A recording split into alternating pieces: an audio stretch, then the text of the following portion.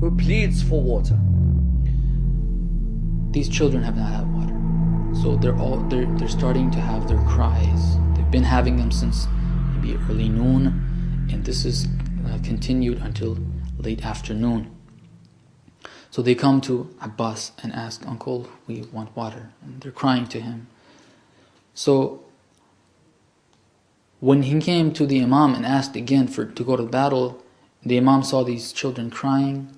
He said, "You can go and get them some water." Now the Imam, remember, gave him a specific mission. He didn't ask him to go and fight the enemy forces. He didn't ask him to go and defend Imam Hussein's life. He said, if you have to go and get some water. Abbas comes forward. He tells Sukaina, "I will go now and I will bring you the water." He goes towards the Euphrates. Abu al-Fadl Abbas wasn't out there to fight. He was out there with a mission, and the mission was to bring back some water. He goes to the battlefield. He pushes away a huge cavalry of the enemy forces from the water, from the river Euphrates. They realized that they can't get him. So what they decided was that they were going to wait for him to come back. In the meantime, go and hide between the trees, behind the trees. So when he comes, they can take him by surprise instead of coming in front and start fighting him. When he approaches the water, he enters the cool waters of the Euphrates. No one would have blamed Al-Abbas centuries later when we recall and recount his story. No one would have blamed him. No one would have said, why did Abu al-Fadl al-Abbas drink from the water? No one would have said Abu al-Fadl al-Abbas should have waited until his brother had a drink before he did. No one would have said that. When Hazrat Abbas took water with his hands, he wanted to taste the water. Then he remembered Sakina. He remembered the children who were with Imam Hussein alayhi salam. He threw the water. He recognizes there are children who are thirsty. He recognizes there is a leader who is thirsty. He recognizes there is a sister who is thirsty. The most magnificent act of sacrifice and selflessness was displayed at that moment on the day of Ashura. History has never witnessed a moment of selflessness as that displayed and expressed by Al-Abbas on that day.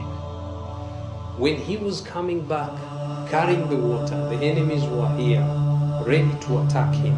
He chose the shorter distance, which was through the trees, the date trees. But then came the enemy and they cut his right hand. So he puts the container into his left arm. Another person from the left comes and takes that arm out too. But he is fighting his way to get to the camps and do what Imam Hussein asked him to do, which is to get the water to the children. So he puts it in his mouth, which is the last option that he has to hold. And he's continuing his way towards the camp. And one of the enemy realizes his plans, and he shoots an arrow into the container. The water starts spilling. Abu al-Fadl al-Abbas has lost hope of going towards the camps. Some history books say that he changed his path. Along the way, he is showered with arrows. All was in his mind is his Imam, as well as the children who were waiting for the water. He can hear Sukaina's words. He can hear Sukaina's cries. He can hear the cries of the other children. He was not going to face the children. Because he had promised them water. He was not going to go back without water. And at the same time, someone from the back hit him on the back of his head. Abbas fell first onto his face to the ground before he let the standard fall. Because, as we said, the standard represented all the hopes and aspirations that the women and the children and Imam Hussein held on that day. He fell to the ground and he started calling for his brother. He said, Ya akha, adrik akhak.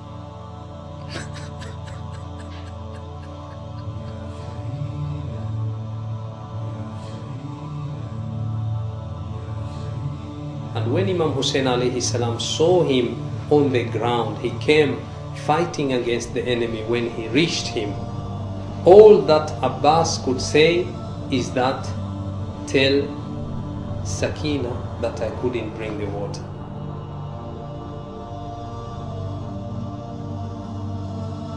When he passed away, you could see that Imam Hussein alayhi salam felt the pain, and that at that time he said, really, my backbone has been broken when he saw that Hazrat Abbas has been killed.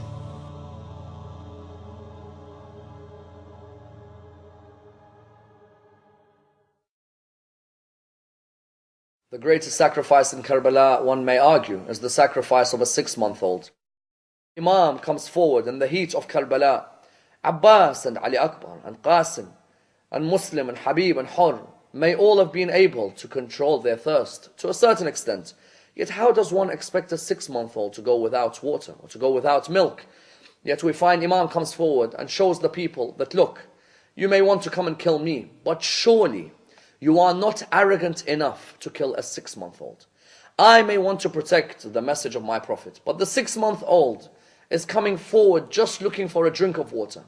Imam wanted to symbolize to the whole world that these weren't people who were seeking to protect Islam. For the people who seek to protect Islam are not those who would ever massacre a 6-month-old.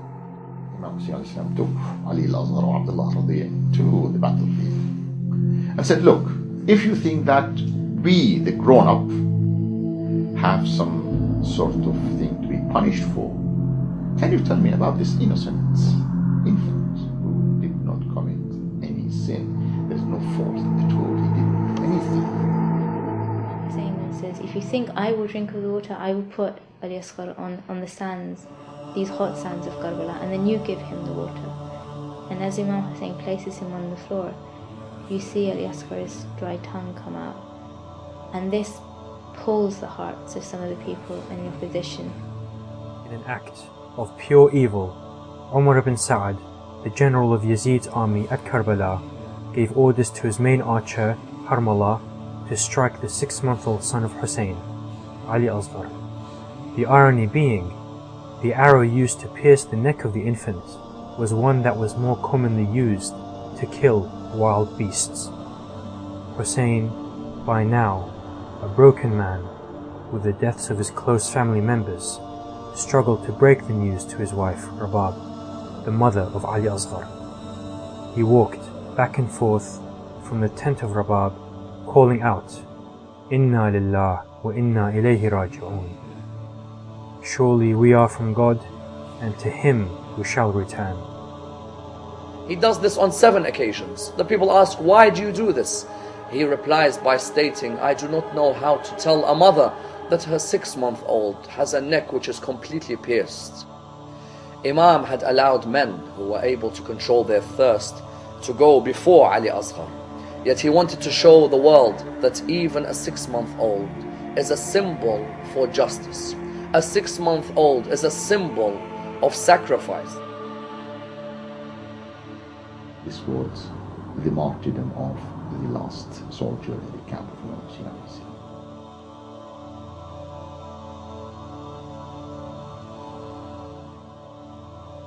Hussein was now alone.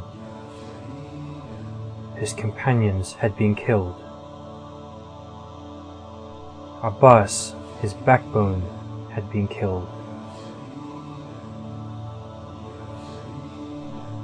His nephew Qasim had been killed. His son Ali Akbar had been killed. And now his youngest son Ali Asghar had been killed. The following is a brief account of the last tragic moments of Hussein's life.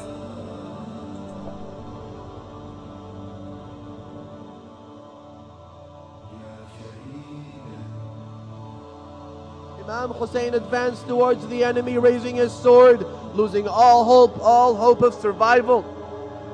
Abdullah ibn Ammar said, never have I seen someone surrounded by a huge number of enemies and whose son is slaughtered, and so are his family and companions, and who still maintained his composure, remained relentless, and stayed courageous more than Hussein. He said, I am the one who is fighting you, and women are not held accountable, so keep your robes away from them and stop them from harming my women as long as I am alive. Then he bade his family farewell for the second time, ordering them to be patient. He put on the outer mantles as he said, get ready for affliction, get ready for tribulation, and be advised that Allah Almighty shall protect and safeguard you. The ladies who were raised in the lap of prophethood saw them, the pillar of their security, the bulwark of their protection, the defender of their prestige, and the symbol of their honor, telling them